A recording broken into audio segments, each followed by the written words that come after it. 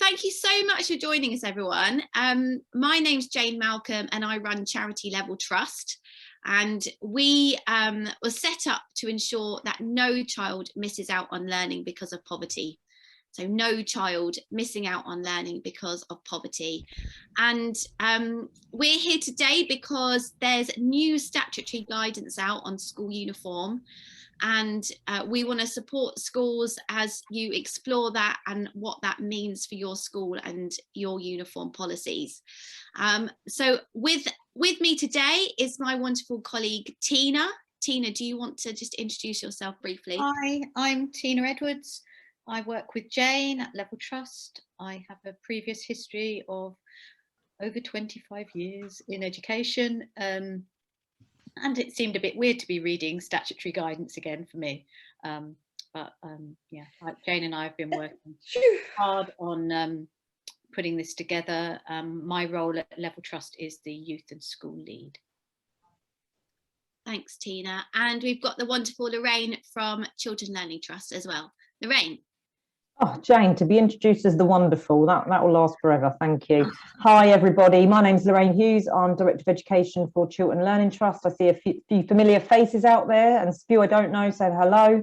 My role is to oversee standards of education across our trust, but equally I have a safeguarding role, and clearly I plug into compliance and policies and feel very passionately as a person about poverty and this agenda, having grown up in Luton. And understanding that from my own experiences, how important that is for young people.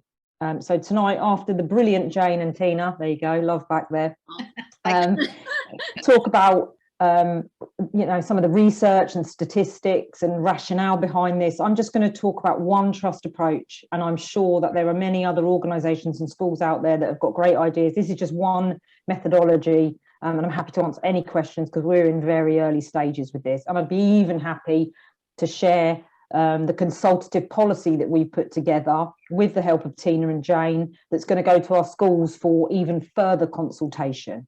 So nothing is hidden, everything you can have, and transparency behind all of that. So I hope this is very informative this evening. Brilliant. Thanks, Lorraine. Great. So we hope by the end of the hour that you will go away feeling like you've got a really good grasp of what the school uniform guidance is saying and what that means for your school. And we're gonna split the next hour up into three sections. We're going to just give the context of where this guidance has come from and why it's important, why it's been put in place.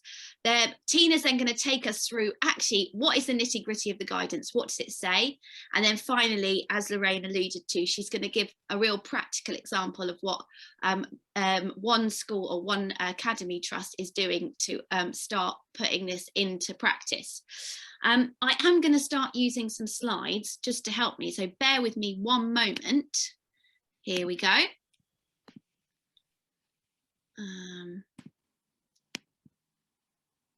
Here we go, Statutory School Uniform Guidance. I'm from Level Trust. Now, a lot of you know that we run a uniform exchange in Luton Town Centre. We also have another shop next door called the Learning Locker that provides loads of learning resources. Oh, and it's decided to stop working. Oh, there we go. And we run free school holiday activities for children in the school holidays. And this is what we're going to do, which I've already said. So the context of what we're talking about. Stop sharing that. So I'm a massive advocate of school uniform. I think it's absolutely brilliant. I would do, because I'm in charge of a charity that runs a school uniform shop. I just wanted to hear from you guys, because I know there's lots of expertise on the call today as well. What do you think the benefits of school uniform are? I'm assuming you all think there is a benefit, because I think we looked at all the schools and actually you've all got a school uniform. So what do you think the benefits are of school uniform? And you might want to put that on the chat or raise your hand. Shaheen. Raise my hand. The benefit of school uniform, simply, from my point of view, is parents don't have to worry about any other clothes. There's one lot of style of clothes and there's no worry about anything else. There's no worrying about picking uniform in the morning, no worrying about keeping up with the Joneses or the children saying, I want this label, I want that label. None of that. There's uniform. This is it. Brilliant. Simple. Thanks, Shaheen. So it's simple. Great. Any other thoughts? Anyone want to put anything in the chat? Or does everyone just think there's no benefit to school uniform?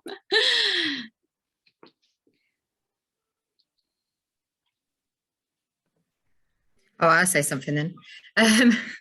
Yeah, in terms of all students look the same, there's no comparison in terms of what, you know, what type of outfits they're wearing, how much, you know, how much money they've got, all of those elements. And I think obviously it instills a sense of belonging when you're with a school where everybody is wearing the same uniform. So I think it's very important.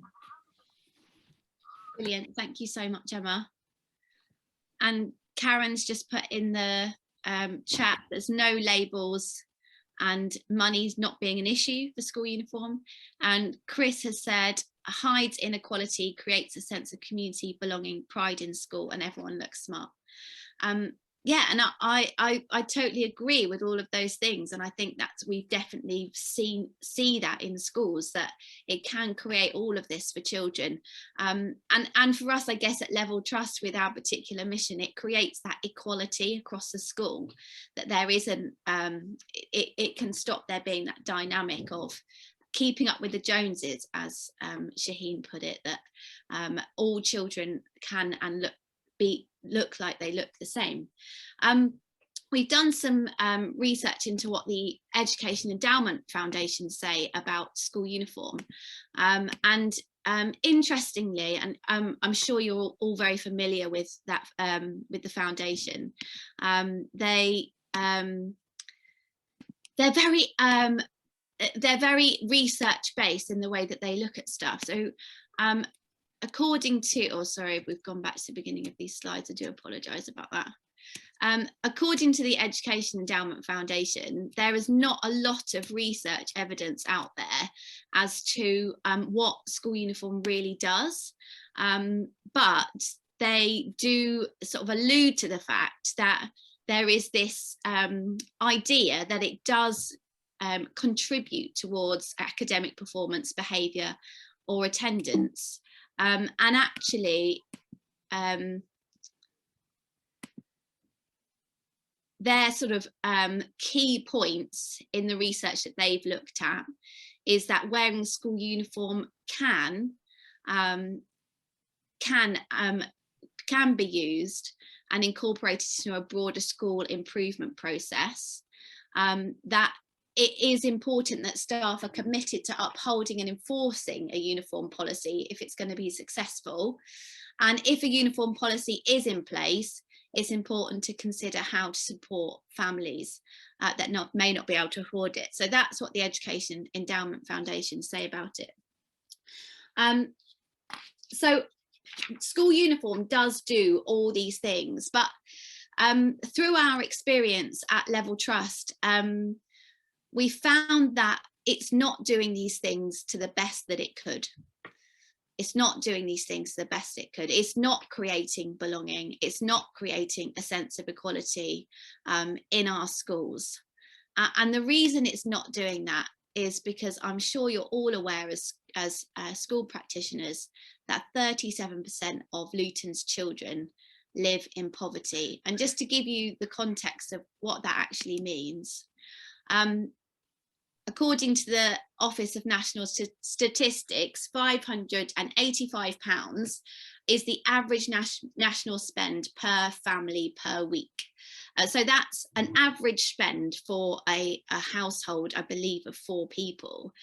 If you're living in poverty, you have 60% of the average to spend a week, and that works out at around £345 a week or less to spend on housing and living costs each week. So it's 60% of that figure or 40% less. We did a study not that long ago of all of the school uniform costs across Luton, and we worked out what is the average school uniform cost in our town. And are you ready for this? It's £340. That is the average cost of a full school uniform for a high school boy in Luton. And that includes everything, that's shoes, coat, bag as well. But you can see that if we just go back to that slide, it's £5 less than a whole weekly income for a family living in poverty. It's a huge proportion of a family in poverty's weekly income. We did a survey recently with 109 of our parents, and 10% of parents surveyed said that their child had missed out on lessons because they could not afford the correct school uniform or PE kit. So that was 11 out of the 109.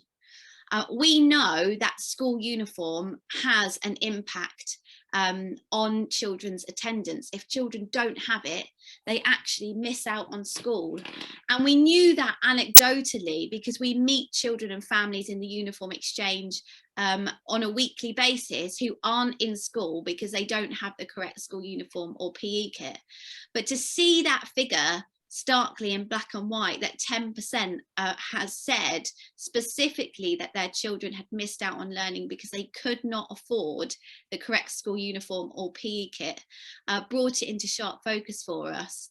And there are 37,000 school children in Luton. So this potentially means that 3,700 Luton children are missing out on learning in our schools because they can't afford school uniform and PE kit, which I find quite shocking. And just to give you a bit more detail on this as well, this question, other parents told us their children had missed out because they'd forgotten their PE kit or they'd forgotten this. This was specifically children who'd missed out because they couldn't afford it. We had one parent tell us this. At the start of the school term, his trousers weren't the right colour grey, so he was taken out of class till I was able to afford the correct ones. This parent is a single mum on a low paid job and she lives in temporary accommodation. So what happens if you can't afford the right school uniform? Well, a lot of children miss out on learning. They're missing out coming to your schools. And young people tell us that makes them feel worried and anxious about getting into trouble. They also mentioned bullying. This young person who I met in a school recently told me this: if you don't have the things you need for school, you get in trouble or get a detention. But the reason you don't have it might be out of control and teachers don't understand. And we're not saying all teachers don't understand, but this particular young person had found that for her teachers didn't understand that her parents couldn't afford the right stuff, and therefore, and she was getting a detention for that. School uniform has the potential to be that great equaliser, but it is not working. And as I said, we meet families on a weekly basis who are really struggling. Children who are worried because they don't have the right equipment. Parents who are worried because they know their children are not going to go to school. So what can be done about it? Well, we recently hooked up with Child Poverty Action Group, who ran a series of papers outlining how schools in Scotland had addressed poverty issues in their school. And they worked with 182 schools across Scotland.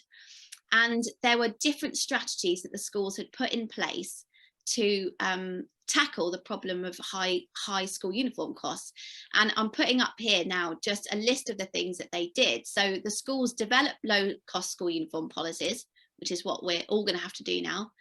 They supported families to access school clothing grants, which unfortunately is not possible for us. They helped families spread costs through payment schemes. They used recycle schemes, and they bought uniform for students directly, although I would put a warning on that because gives the impression that we know exactly who needs that school uniform, and it's not always possible to know who that is. And they reviewed non-uniform days.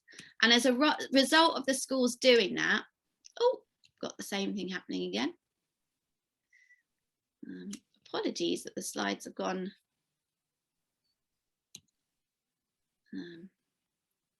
Do the next one.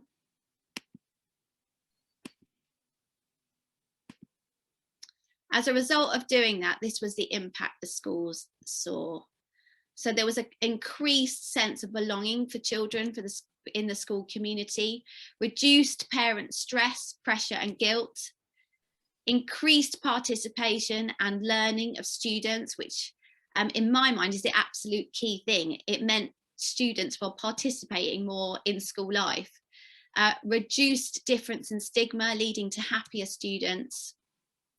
It created a stronger home-school relationship, and I don't think we want to minimise that. We often get parents coming into the exchange who feel quite angry about their school because their school have asked them to provide something they think is unaffordable, and we always trying to talk them down and try and smooth that relationship.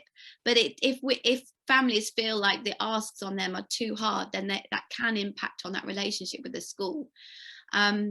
And increased school uniform wearing by students as well. So it made it easier to enforce the policy because it was more accessible. So these are amazing outcomes. And it made us think, can we have our cake and eat it? Can we have a wonderful school uniform, but that also, you know, doesn't have to be expensive, but still has all of these incredible benefits? And I'm just going to come off of this now.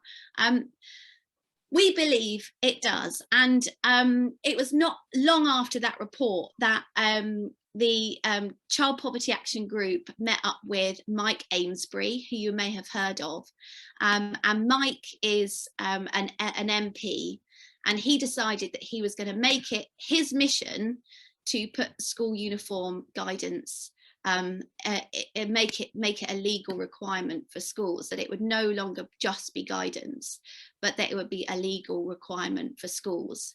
And we were involved in supporting Child Poverty Action Group and others as they provided evidence and support to Mike Amesbury as they put that advice, that guidance through Parliament.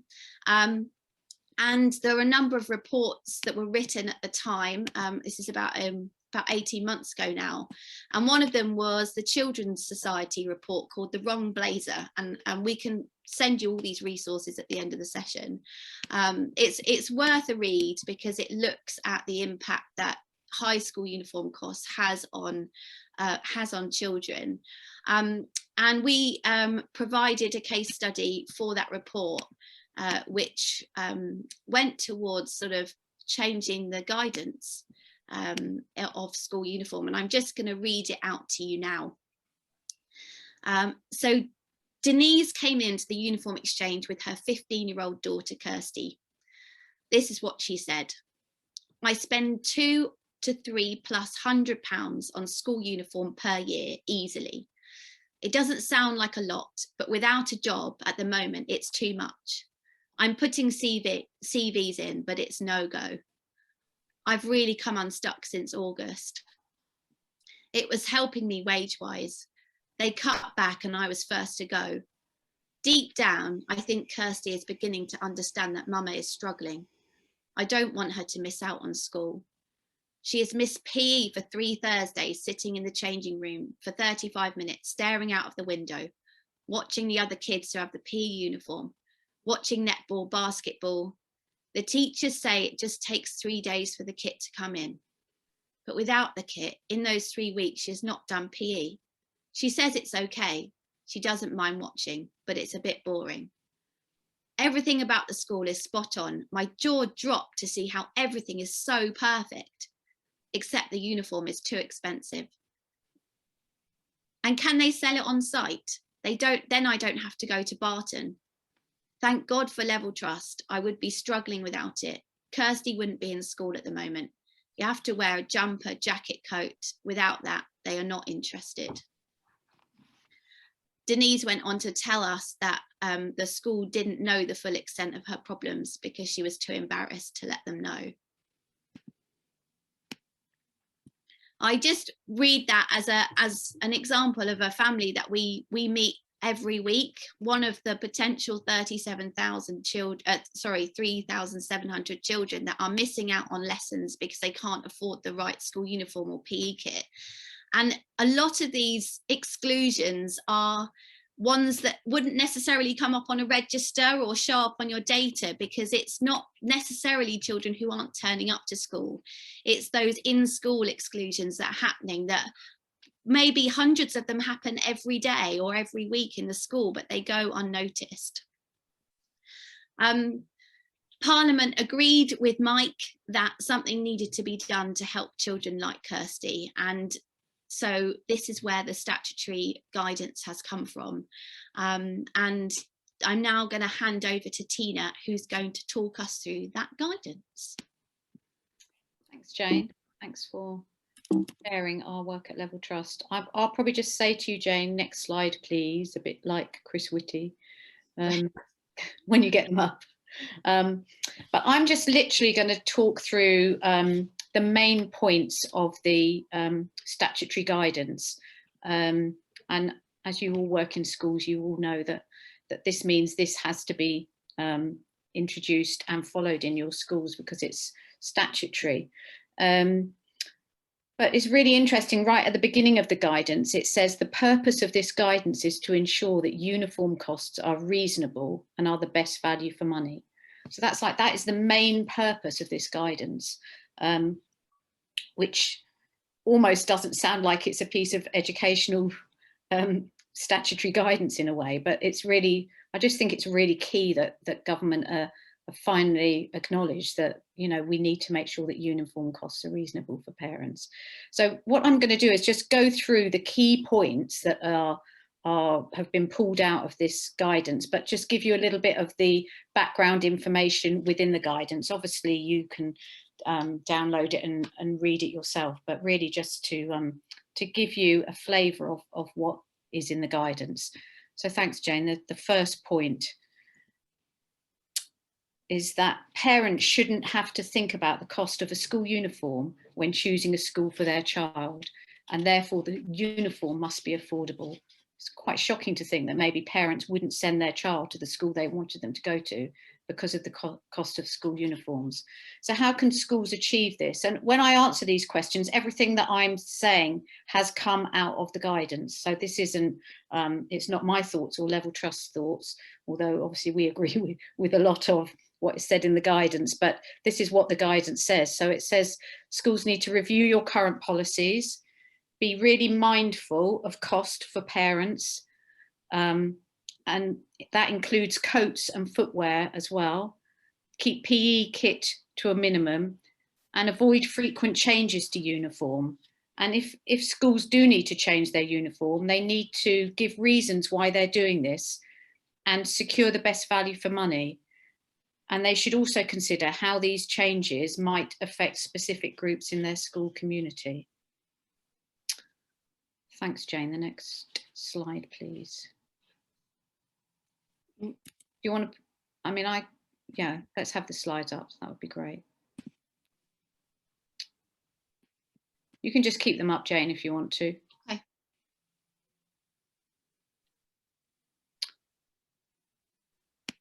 So in considering costs, schools need to think about the total cost of school uniforms. That is all the clothes children need at school. So including coats and footwear. So not just literally, you know, their sweatshirts and their shorts or their trousers or their pinafores, but every single piece of item of clothing that children need at school. So what does this mean for schools? It means that schools need to be mindful of the costs of coats and footwear and not create unnecessary costs for parents, such as logos or specific coloured coats. It also means they need to reduce the uniform required for extracurricular activities. So like drama, for example, or music, or PE kit, not regular PE kit that children would just wear normally for PE, but all the different variations that is often required for PE kit. Can schools reduce those in order that families only need one sort of t-shirt or top, or one pair of shorts or trousers? Okay, thanks, Jane. So keep branded items to a minimum.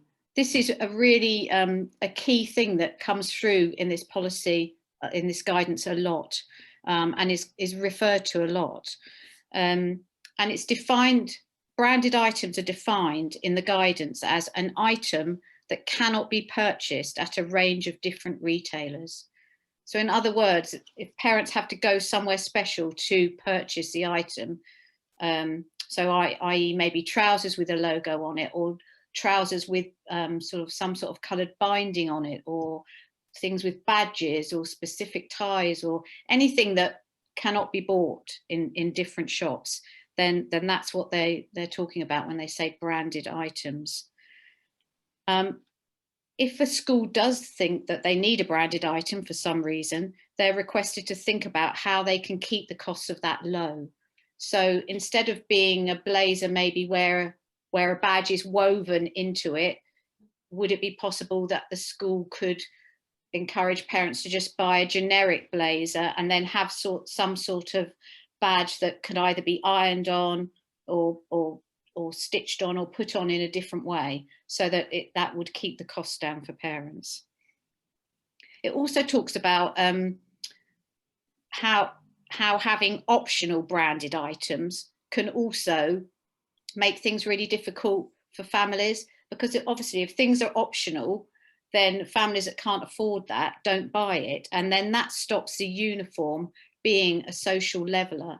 It sort of then puts families that can't afford things and children that can't afford things in a different level to the other children. So it suggests that is something that shouldn't happen, that if it is going to be something that is branded, that it should be available for everybody at a cost that everyone can afford, and that it shouldn't be optional. Thanks, Jane. Next slide. So in terms of uniform policies, because it's suggesting that schools review their policies as a result of this guidance, what are the actions that schools now need to take? So the first thing is to look at your current policy and see if any changes are required, looking at cost implications and the impact that they can have on your school and your families and children. If changes are going to be made, there needs to be a period of engagement with pupils and parents during the development of the policy, and schools need to demonstrate how this has been done. The policy should also clearly state if the item is optional or required, and if it is generic or branded. So that sounds to me like there needs to be quite a lot more information now in policies. It should also be made clear in the policy whether the item is only used at a specific time of the year, or if it's only used in certain circumstances. So I guess, in other words, is it something the child's going to need every day, or is it something that they're only going to need maybe for 1 or 2 events?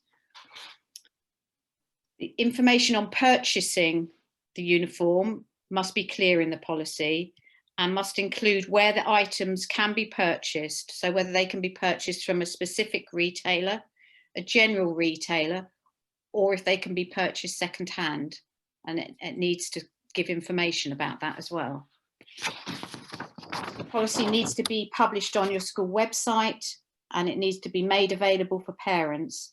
And it states clearly in the guidance that schools need to ensure that it's easily understood, so that it's not a complicated document, that it's really clear to parents. That's quite a lot of, I haven't read a lot of school uniform policies, but it seems to me like that's quite a lot of information that is going to need to go into the policy now. So next slide, Jane, please. So there's also quite a lot of information about suppliers. So what potentially is new for schools? So supplier arrangements must give highest priority to cost first, value for money, quality and durability of uniform. All generic uniform should be available from a range of retailers. If uniform is purchased by schools for parents to buy from the school, any savings that are negotiated with the suppliers should be passed on to the parents. So that means if you buy in bulk, and that means that the school saves money, the money that they save must be used to reduce the cost of uniform to parents. It also suggests that single supplier contracts should be avoided unless there are regular tendering competitions, and that all contracts should be retendered every 5 years. So I guess that's to ensure that, again, that costs are being kept low. It suggests that schools should be mindful of suppliers' ordering timelines, so that obviously, I guess there's a lead time in between ordering what you need and getting it in stock, to make sure that it's always available for parents, and that uniform must be machine washable.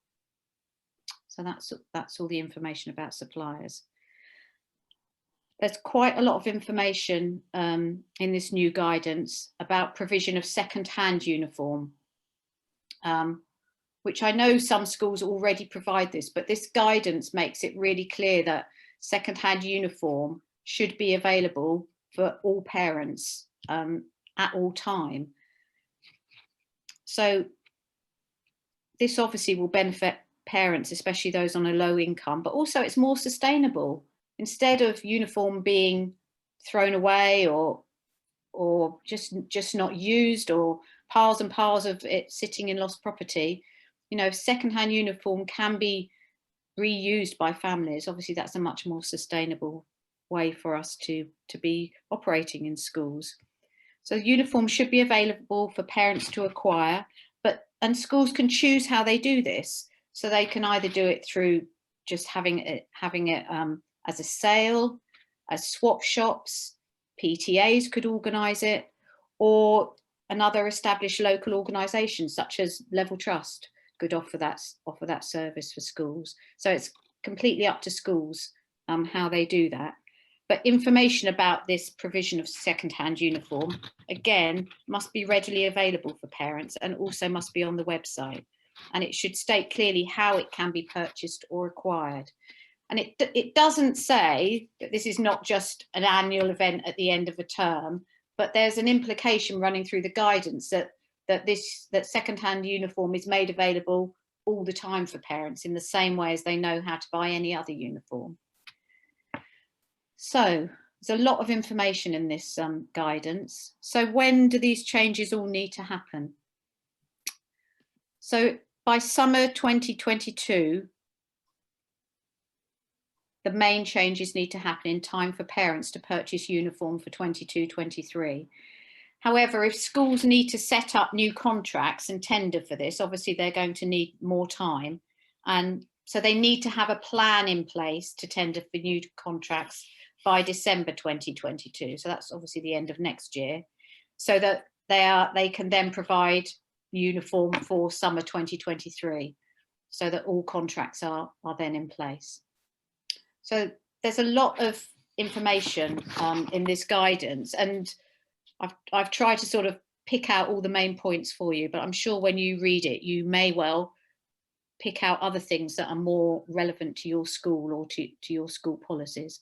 But I hope that that's been helpful. It was a real eye-opener for me to read it, to actually realise that this has been discussed in Parliament and that politicians have thought that we really need to start thinking about making uniform costs cheaper for parents, which I think is, as a mother of 5 children, I so wish they'd done this when my children were at school. But thank you.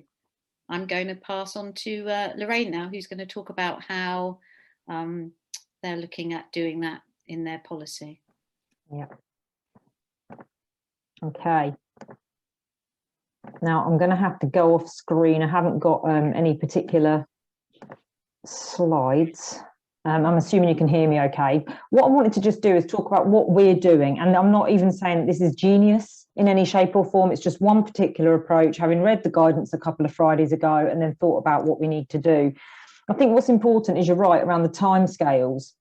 If the first thing to think about is, if this has got to be in place by summer 2022, then we need to move quite rapidly, actually, in terms of giving enough lead-in time for this. So we've actually prepared a paper that's a very, very draft policy that we're taking to our trustees next Tuesday. That means that from that point, what we'd like to do is then take that paper back to our schools and their local governing bodies, because that's how our trust is set up, for the February meeting. But before they take it to their governors, they would have consulted with the leadership teams in their schools and the staff, and started to consult with parents and pupils about current uniform, and started to think about that total cost, and to think about the branding, additional items and so on. So if I just talk you through our particular policy, like I say, I'm just going off screen here, so you might have to verbally stop me because I can't see anyone now with those little emojis with hands up and so on. So our paper that we're taking to our trustees just starts with a bit of background. So exactly like we've been talking about tonight, all about what the Children's Society have found and the Children's Society survey results about average annual cost of school uniform, we're actually taking to our trustees that very document to show them the cost of secondary high school uniform. I think it might be 2 or 3 years ago, but generally to show them the costs of the uniform compared to some of those poverty statistics that were shared with you, so that our trustees can have a sense and understanding of that. We want to talk about, again, how this came to Parliament with our trustees, and then a lot about the rationale, because what we're very clear about as a trust is we're not anti-school policy at all. I completely agree with the social leveller and what it can actually positively bring. So anyone on tonight, Chris, for example, from CLT, please don't worry, I'm not looking to remove any school policy. But equally, we do have sixth form provision in our trust. So I will be asking one of our schools to think about the implication of not having a school uniform in terms of cost and families, and that will be part of the consultation as well. So we'll take the rationale to our trustees, and then we're going to take an example policy, which will have in it an equality statement. It will refer to this guidance as well as the Equality Act. We'll give them a clear overview about our rationale around why we think it is a social leveller to have a uniform policy, what value for money means. We will state all of those things that Tina was taking you through around our schools must have more than one supplier, there must be convenience and competitive pricing, our schools must consider durability. So we are going to have some musts that schools should consider as almost like a framework for that consultation and that review of the current policies. And that one uniform is suitable for the whole year, and you don't actually have to have summer and winter uniform, but obviously you can wear it. For example, in Dallow Primary and a number of our primaries, thanks to Kids Out as a charity, we managed to acquire loads. I mean, I'm talking thousands. We took minibus loads down to a charity who provided us with summer uniform for boys and girls. So, of course, you can wear it, but it wouldn't be a must. It would be entirely up to you. We will put into the policy that there's no specific requirements for coats or bags, other than they are suitable for school. But I do also understand the argument that sometimes schools that provide a really good bag, and I know that some of our schools are thinking about providing that now rather than asking parents to afford it, that can bring benefits, because we, in our particular schools, we've rolled out a really excellent Tech for Learning plan where our children will use Chromebooks, and we heavily support that financially. And if you've got a really good bag, that's going to protect your equipment as well. So it's not, I'm not just coming in and saying, get rid of that, but we do need to think about how we support that and what the affordability is and what the rationale is around that. So we're going to have some kind of musts, things like minimal branding, minimal colour ranges, suitable high street alternatives. We're going to stipulate all of that. And then we will leave it for schools to put in what their uniform rules are and what's permitted and what's not permitted. Again, we will put a statement in related to the equality statement about protected characteristics and so on. So we'll model up what a kind of within school policy might look like, and for our schools to put that in and put their PE kits in and their optional extras and so on. We will ask them to list their suppliers. We will state where it exists in Tesco, Argos, Asda, things like that. We will ask them to actually state where this availability is, so that that's reassuring, and have a real common sense approach to general appearance. Again, schools can write that as their own, but we will shape that for schools as well. So do you see what I mean? It's no more genius than that, but what it does do is it provides, like I say, it provides parameters and information so that schools have to kind of work within that. We were going to stipulate a specific cost. It still might be that the trustees say, actually, I want it capped at this level when they see the statistics. That might be something we do, but I would rather schools took a common sense approach to this and really got on board with the statistics and the rationale and thought seriously and came to their own conclusions and presented that back to us as a trust for final agreement. So it's no more genius than that, but I'm happy for you to see that policy.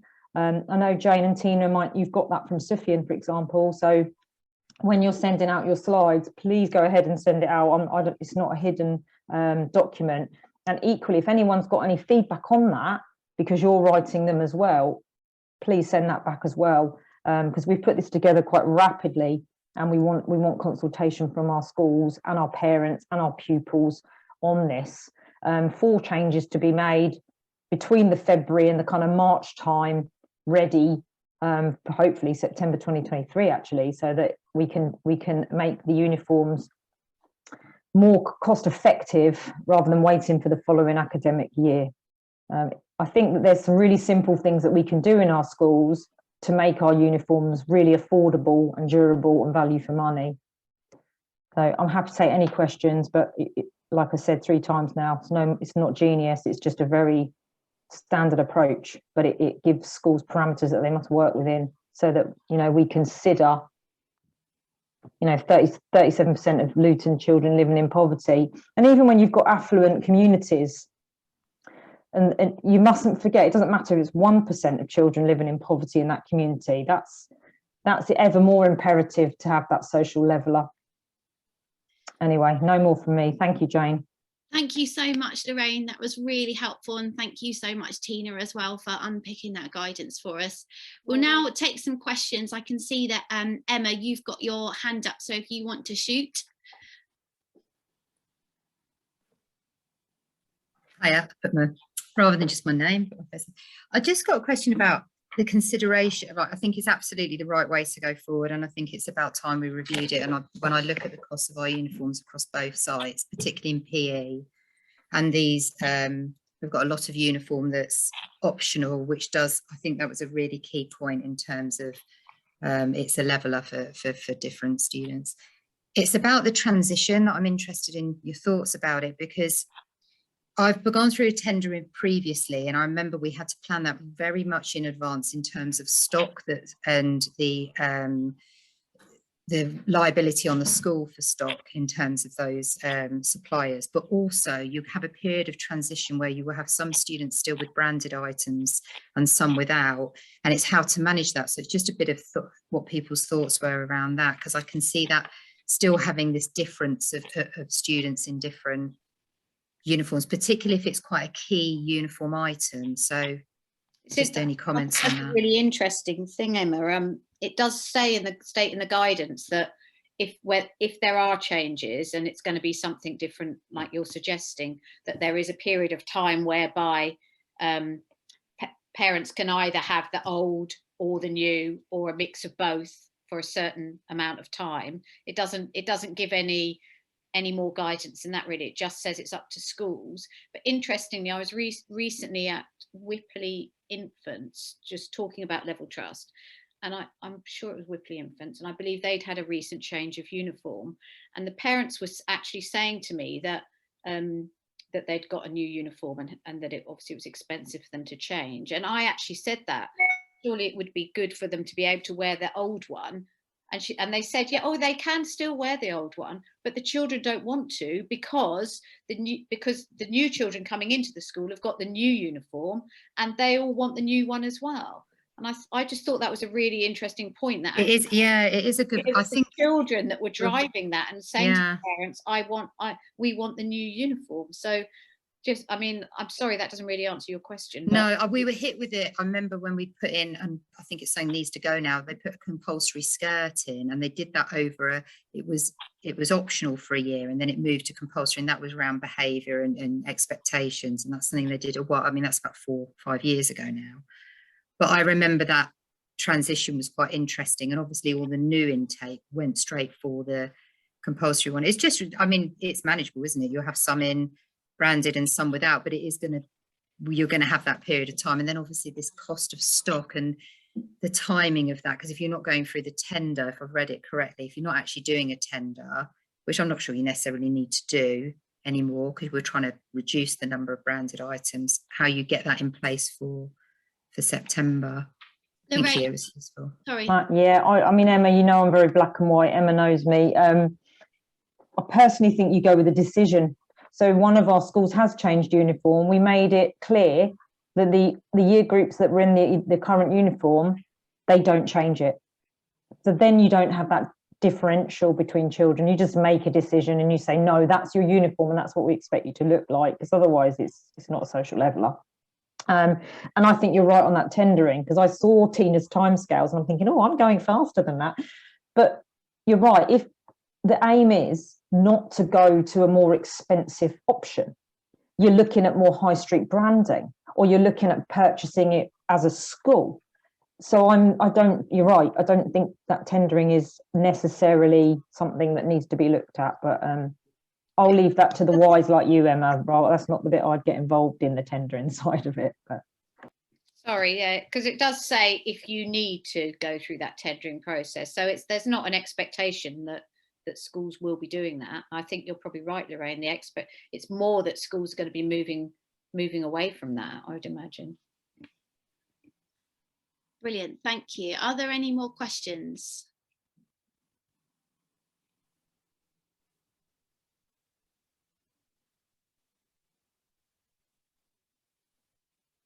Or any comments about what people have started thinking about already? what I thought was quite interesting, Jane, is been picking up conversations with 1 or 2 people, and this, I don't know whether it's been missed, because I don't know whether it's on the normal DfE updates that our schools get. So you can sign up to the mailing list and you get the DfE updates, you know when new Keeping Children Safe and Education's in and all of that. And I had a conversation with a head teacher this morning and just said, oh, have you seen the new uniform guidance? We're going to be looking at this at trust level. Just start looking at it. I'm just trying to sow the seed.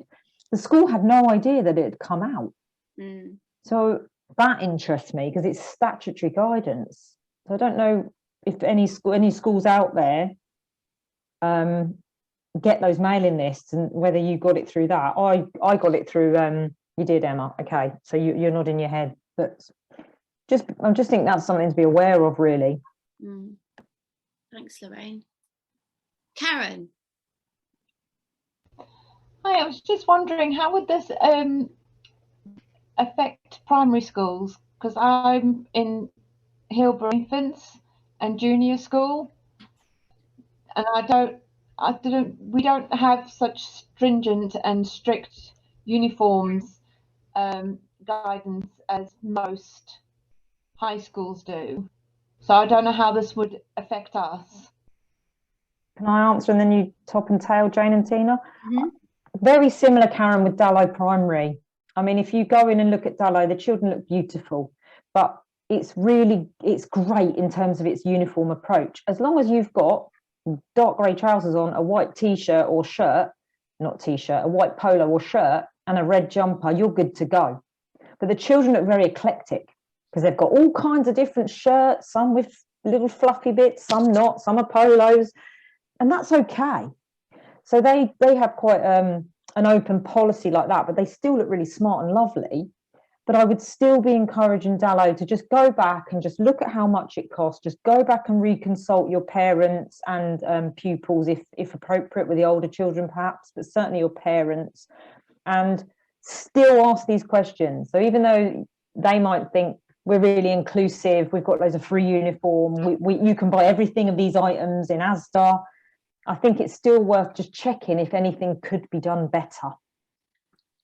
Yeah, thanks, Lorraine. I would add to that as well. I think there are different cultures in different schools. So I think there's quite a lot of primary schools who will have optional items, and in some schools that doesn't, hardly anyone has those optional items, and nobody seems to care.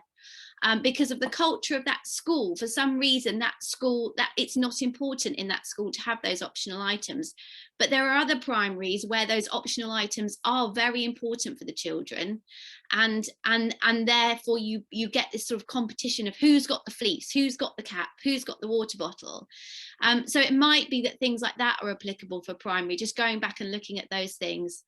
And then there is the stuff around second-hand uniform provision. And we, you know, most schools do have some form of second-hand uniform provision, but if that is just come to the family room whenever, you know, and pick something up, it might need to be expanded beyond that, because the spirit of the guidance is that second-hand uniform becomes more of a normal thing for families rather than new. So I think they would be the areas where primaries would need to properly just have a review. But we know that there's a lot of primaries who already do a lot of this very well. And I am interested by the cultural aspect, actually, because I don't know what the difference is in why they'll, in what, yeah, I don't know if anyone's got any thoughts on that. Lorraine? I'm being recorded, so I'm going to be very careful. It's very different. The culture is very different. Almost the belief that a uniform can instill, you know, almost that a particular colour can almost instill a culture straight away, becomes very important at secondary level, and perhaps less so, in my humble opinion, in a primary school. And yet I still see strong ethics and work culture and well-behaved children where that insistence doesn't exist, perhaps in a primary. So there are, you know, because I go around a lot of different schools, there's a real difference. So I'm just imagining you're a parent of a child in year 6, and then all of a sudden year 7. That's a real stark difference in my view. But that isn't because I don't believe that uniform is important, because I really do. I think uniform can bring all of those benefits that you talked about, Jane. I really do. They, you know, one of our head teachers in our schools always talks about black shoes pedagogy. There is something in that standard and that expectation, and this is who we are, and we're all going to do this. There's something very strong in that, as long as it's value for money and accessible and so on.